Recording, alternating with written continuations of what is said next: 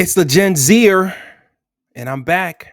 Today, guys, I'll be doing a reaction video to a Chris Williamson video where he interviews social media influencer Sara Saffari titled My Biggest Problem with Gen Z Guys. Now, this is a video which I have recorded over the past few days, but due to some technical difficulties, I'll re release it again, and I apologize about that. But without any further ado, let's begin. What are they prioritizing? What are they concerned about? I think they Like what are Gen All right. Z guys like? The ones that you either grew up with or sometimes try and speak to with regards to dating or anything. How do you categorize them? How do you classify them? I feel like there's a lot of growing to do from the age of 22 to like 27 for men. And I That's for everybody, right? Both men and women. Of course, doesn't the science indicate that our frontal lobe isn't fully developed until age 25? I know a lot of ladies love to use that statistics in other situations.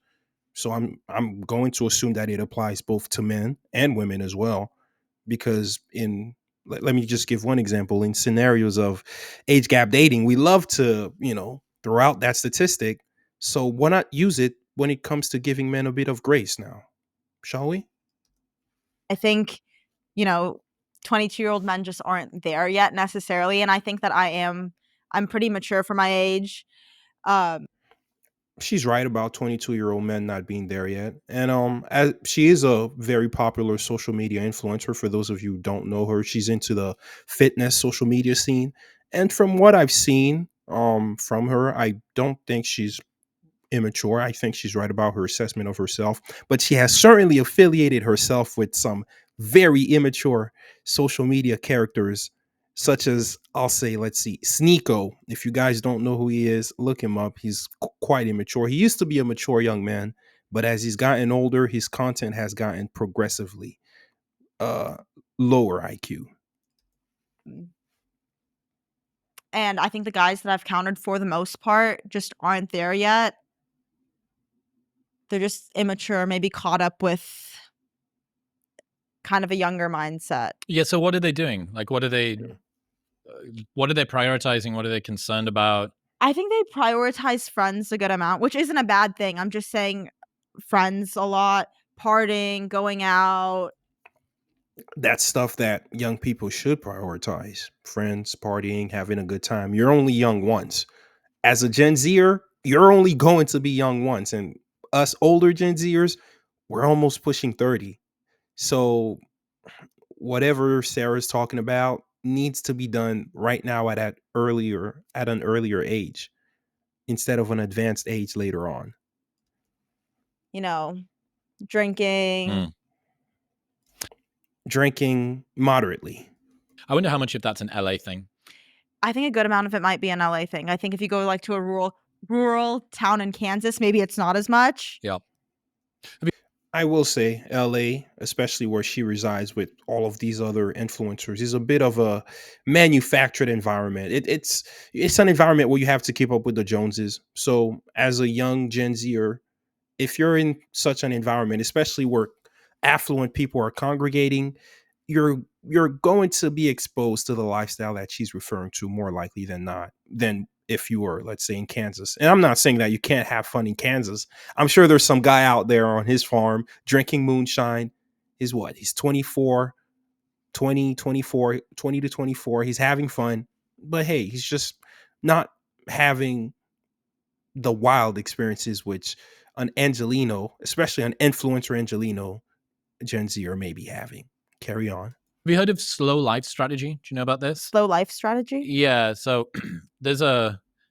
it seems at the moment, based on the data, that Gen Z, both guys and girls, a little bit younger than you would probably be at the very front of this wave, getting their driver's license later, moving out of home later, getting a job later, not partying as much, not drinking as much, not taking drugs. So they've got generalized risk aversion. They're not doing the risky things that previous generations of that age would, but they're also not even really doing the adult things. Like the number of 16 to 20-year-olds who don't have a driver's license is the highest ever. Like, really? You think COVID had a pushback in that? Maybe. I will say Gen Z is stuck in a bit of arrested development. And shout out to my people from across the pond, Gen Z. Love it. Gen Z is stuck in a state of arrested development.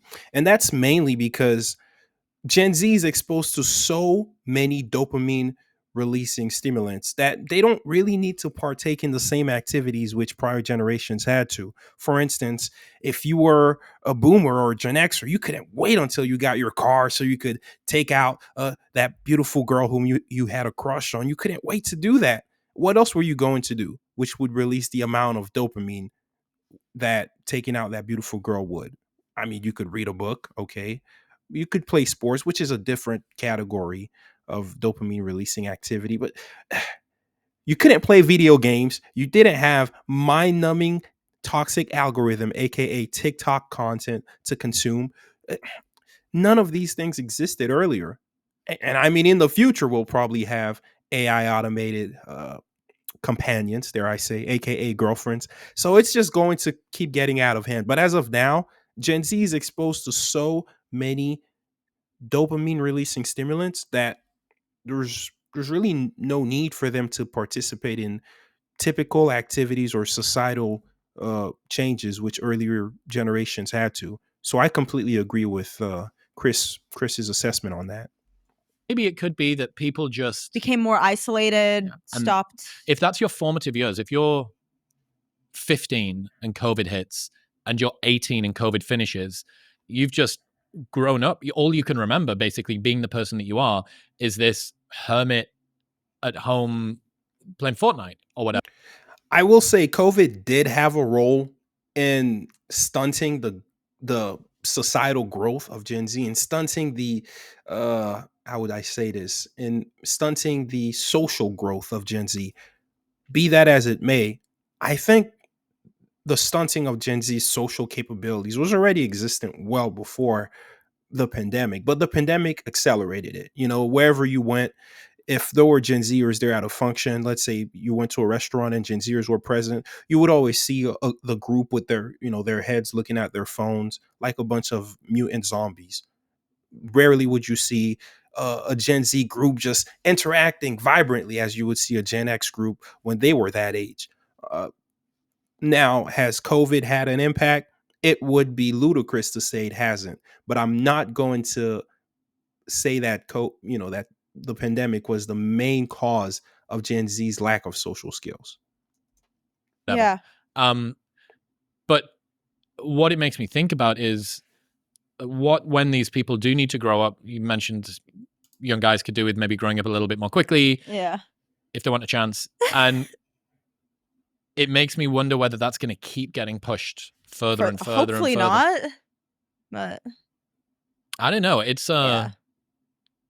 I think for me, one of the biggest turn-ons or pluses a guy can have is being motivated or like dedicated to something, even if that's plumbing, just something that like every day you want to do and work towards to being better at, whether that's the gym or a job like plumbing or being a dentist or being an astronaut, like whatever, just something to work towards rather than just kind of laying back and like kicking your feet up and just enjoying day by day. I think it's like that's great and everything, but I think you have to have something that every day you're trying to improve. Girls generally like guys who are motivated and have a purpose, have an objective, have a goal which drives them. I completely agree with her on that standpoint. But I find it hard pressed to believe that a typical Gen Z girl, let alone her herself, is going to like a guy who's motivated about plumbing or any of the trades. Now, for her, she's a gym influencer. So I'm pretty sure that she likes guys who are in the gym and who are motivated and passionate about about being gym influencers such as herself, like she is. She's in that environment, so she's going to essentially be attracted to that much more than others who aren't. But the typical Gen Z girl, I don't think they're going for plumbers at that high of a rate. And I will continue to stress the importance of trade school on my young Gen Zers on this channel. Don't go get a college degree for hundreds of thousands of dollars just so you can go out there and work at Starbucks when you can get a trade skill and monetize it. But I'll be honest with you, I don't from what I've been seeing anecdotally, and guys, let me know if I'm wrong in the comment section. I don't see girls out here tearing down doors and walls to go be with young Gen Z tradesmen.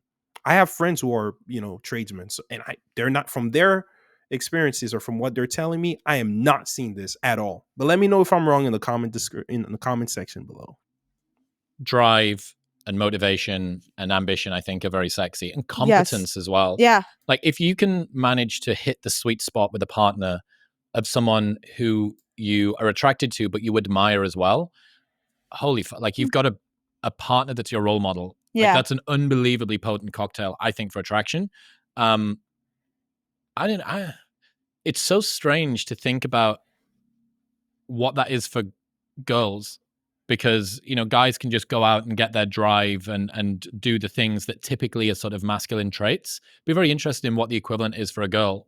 Like, what is it that a guy would find in feminine traits that they want to absorb into themselves? Do you know what I mean? I don't know. One time I was on Brad's pod and I was like, oh, like I don't cook or clean. Oh, just for context, she's referring to Brad as, that's Bradley Martin, who's a very famous social media influencer. And let's let her finish her point here. And then everyone was like, I still don't let's go back. and I was like, oh, Absorb into themselves. Do you know what I mean? I don't know. One time I was on Brad's pod and I was like, oh, like I don't cook or clean. And then everyone was like, I still don't live those comments down. I'm like, okay, I've been practicing now, but I will never live those comments down. Like, oh, like, why would you ever want her? She can't cook or clean. You see, that is an issue. If when a young man gets into a relationship with a young lady and he hears her boast about not being able to cook or clean, that is a major, major detractor of attraction. And I'll say why. It's because it's okay if she doesn't know how to cook or clean. But, well, first of all, she should learn how to clean. Cleanliness is godliness. I live by that. I believe we all should, as people, we all should. So she already has to clean for herself. I mean, look at this young lady. She looks quite pretty, and I'm sure. We have Chris's face on there, but the young lady's pretty herself. So I'm sure she takes care of her body, and I'm sure she takes care of her physical space as well. So if she gets into a relationship, there's no excuse as to why she should allow her space to become, the space of a slob just because she's in a relationship. Oh, she's going to do laundry. Oh, I'm not doing a guy's laundry. I don't clean for guys.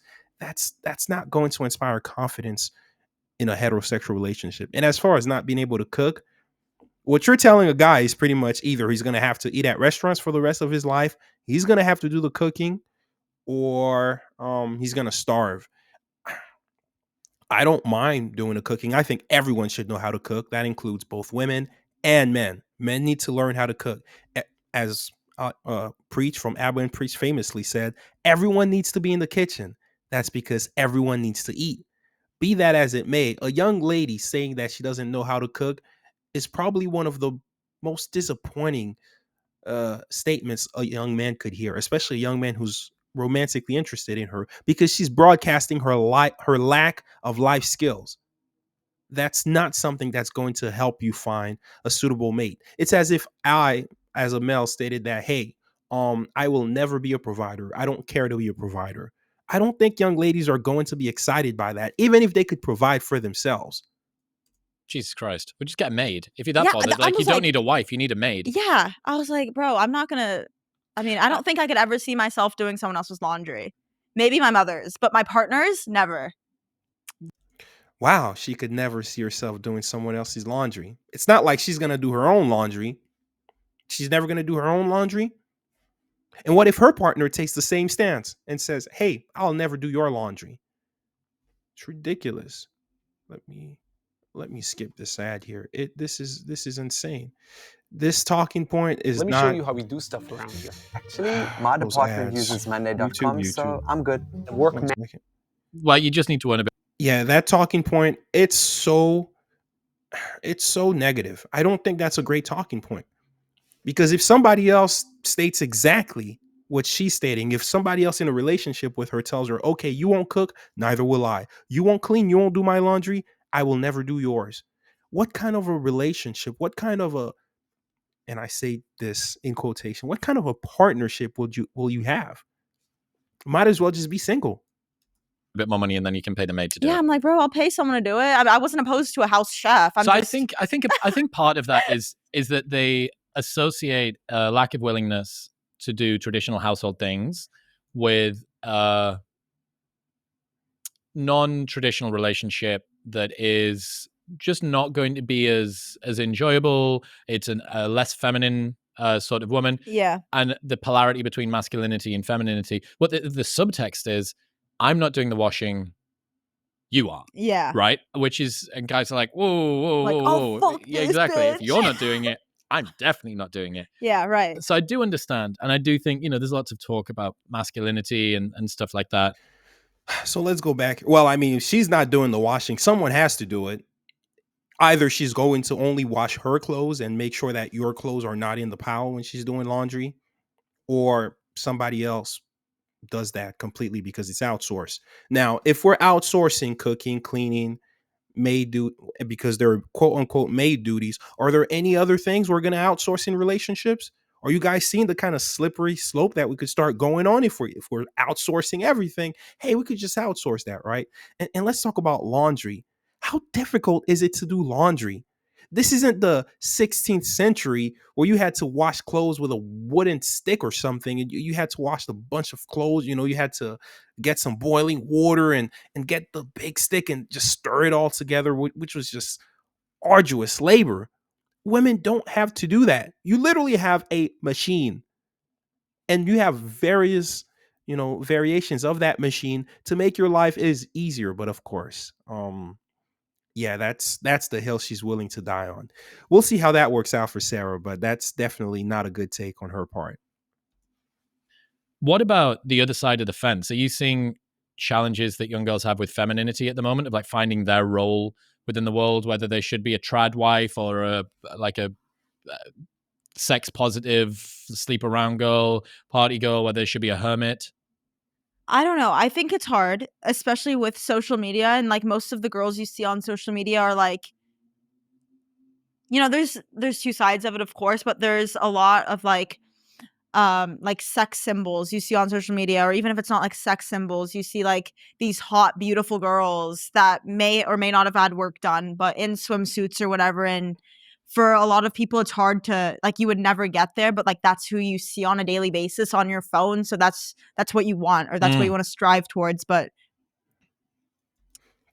yes, so I will agree with that. Social media has definitely warped young ladies' perceptions of themselves. It's caused quite a bit of mental health stresses and mental health issues. Because young women are constantly comparing themselves to unrealistic bodies on apps such as Instagram, the toxic algorithm, and so forth and so forth. And that's not healthy for these young ladies to be able to accept themselves in a positive light.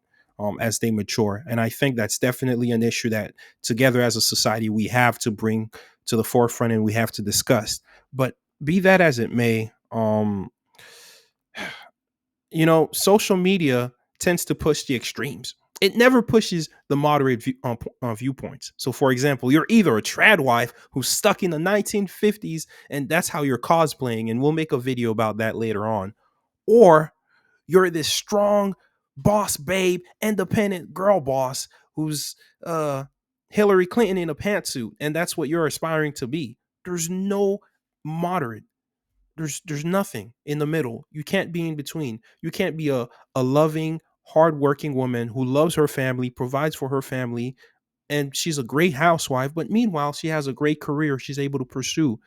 It's as if that doesn't exist. And I think that we have to start painting a more realistic narrative so that we can start impacting the social media algorithms much more and start pushing a message of moderate images to these young girls so that they're not beating themselves up over something which they cannot control, so that they're not out there getting surgeries such as the Brazilian butt leaf surgery, which literally has the highest mortality rate of all surgeries, just to appeal to the image which social media tells them is what they should be. yeah, so I think it's hard to say what kind of what extent to femininity girls look for, but I think social media hasn't made it easier. It's confusing. It's confusing for sure. And look Sure at is. some of the role models that were held up as, okay, so this is really, really where, this is someone that's charging forward and really getting it right. Lizzo fighting for girls all over the place. Yeah. And then the bottom falls out and it turns out that she's making her dancers eat bananas out of strippers' vaginas. Yeah. Weight shaming all of the people as this champion for body positivity. And Ellen DeGeneres as well. Before we move on, the body positivity movement as it's currently constructed, it's been hijacked. That's not the original purpose of the body positivity movement, which is to celebrate morbidly obese bodies. No, the body positivity movement was meant to celebrate people who maybe have had birth defects, maybe they were missing limbs, such as veterans who fought in wars and ended up missing a limb. Maybe they were children who ended up missing a limb due to undergoing certain procedures, medical procedures. It is not meant to celebrate people who ate themselves into a state of completely uselessness, or people who ate themselves into a state where they're experiencing health issues which are going to plague them for the rest of their lives. Health issues which will more likely than not reduce the length of their natural lives. We need to push back against that. And Lizzo, she was essentially, put forth as a poster child for that movement because she is talented musically, but she's also a larger woman. As a result, she was the prime candidate. And she even proved herself that she's not truly an ally based on her actions. All I can say is this movement needs to completely be revamped. We need to start, preaching to our young Gen Zers, especially, that being fat is not a good thing. Going on mukbangs is not a good thing. Let's reverse that, people. Let's start caring for our health. Turns out that she's a total prick to work with. Yeah. It's the people that you would think that were the most understanding that turned out to not be. I don't know whether it's people that you would think. I think it's people that portrayed themselves. Yeah, precisely correct. Yeah, people that portrayed themselves to be the most understanding or accepting of everyone. It's that turned out to be the shittiest. It's like in this modern social media culture, it doesn't surprise me that people are willing to put on airs to further themselves, to further their image, to further their careers. Meanwhile, they can be very, very horrible people underneath. It's not surprising at all. Like the senator that's pushing the hardcore anti-gay legislation that goes home and secretly watches gay porn on a VPN. Right. Yeah. I can't tell you how many different countries, have had very conservative government officials push anti-homosexual legislation just to be caught as closeted homosexuals themselves. It's far too common. I don't know why that's a recurring theme in a lot of different places across the globe, places which aren't connected to each other culturally at all, but that keeps on being the case. So I don't know, that there has to be a study done, on that to explain this human phenomenon. I think it's fascinating, and there's a part, because people's actions are way less visible than their words online. The thing that you tweet is way more important than the thing that you did, because no one sees the thing that you did, but they see the thing that you tweeted. Yep. So when you look at the people that are the most forthcoming about being virtuous or morally grandstanding or I'm holier than thou, when you see that to me a lot of the time signals there's probably something going on there, unless I can really, really prove it. And I didn't see it with Lizzo. Not that I'm not like a Lizzo scholar. But you're a Lizzo fan. Yeah, I didn't look at her and see, this is someone who's really working hard to try and find the next frontier for female body empowerment or something like that. It seemed like someone doing a grift. Guys, please, people, do not worship celebrities. Do not worship politicians. Anybody whom you perceive to be a role model, they all have skeletons in their closets. They're all human beings just like you. So if you put them on a pedestal, you will be disappointed. Don't do it. It seemed like someone that had managed to publicity capture stunt. That had managed to capture a particular narrative and was just leaning into it. In other news, this episode is brought to you by... Let's see if Chris will make any other commentary. I think that's it. But to be frank with you guys, you know, Gen Z has a lot of issues, and a lot of what Sarah is stating, uh, especially such as the lack of ambition among young Gen Z males, it is of huge issue which has to be resolved. But I think as Gen Z matures and gets older, these will be issues which will be resolved. There's no way that Gen Z is just going to remain a generation which is just addicted to just playing Fortnite in their mom's basement, as Chris so eloquently stated. I'm very optimistic that Gen Z is going to take this world by storm, and we're going to change the world for the better. We're going to reverse the damage that the boomers did, the Gen Xers did, and yeah, the millennials as well. Anywho, it's the Gen Zer. Be sure to like, comment, and subscribe. Let me know if you guys agree in the comment section. Do you disagree? Let me know your opinion on this topic. Anywho, it's the Gen Zer, guys. And I'm out. Peace.